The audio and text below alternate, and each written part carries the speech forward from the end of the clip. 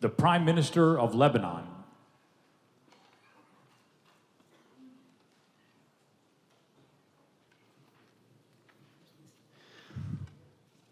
President Obama, Excellencies, ladies and gentlemen, in absolute terms, Lebanon is by far the biggest world donor to the cause of refugees. Yes, Lebanon is the biggest donor for the cause of the refugees. According to the World Bank, over $15 billion have been contributed by the Lebanese economy to ensure public services, education, and health to the Syrians and Palestinians who compose 1/3 of our population today. In the past 2 years, no less than 5 major high-level conferences on the subject have taken place.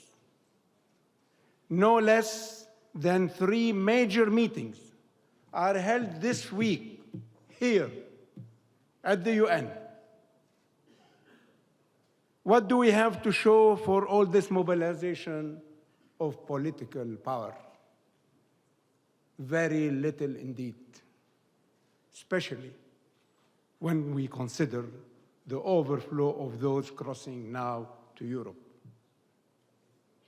This faltering of the international community should be urgently remedied. First, by devoting the substantial funding required in order to manage the consequences of this crisis. Second, by massively investing in development aid in order to trigger durable growth, create jobs, and fight poverty for the benefit of host populations and refugees alike. Third, by establishing a transparent mechanism to track the multiplicity of funding flows, generate synergies, and avoid waste.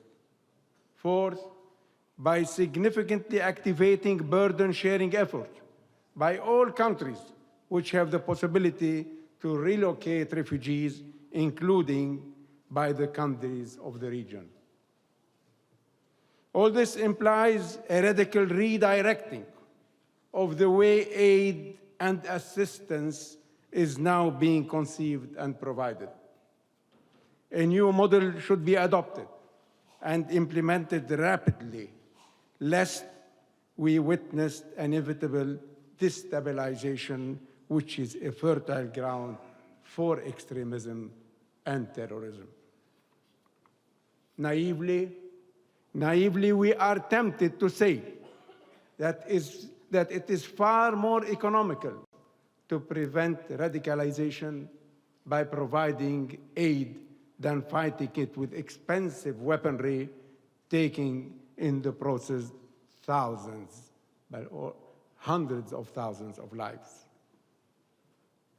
We firmly believe that the only lasting solution is a political agreement that will allow for the safe and dignified return of the Syrians to their homes.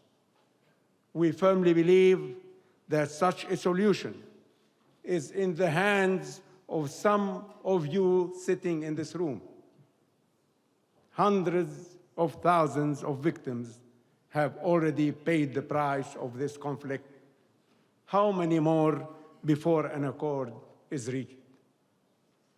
The fate of our people is at stake. The fate of our countries is at stake. Our only recourse is the solidarity of the international community. It is in our and your interest, as much as it is everybody's interest, to avoid more destabilizing consequences of this conflict, which affect us all. Thank you.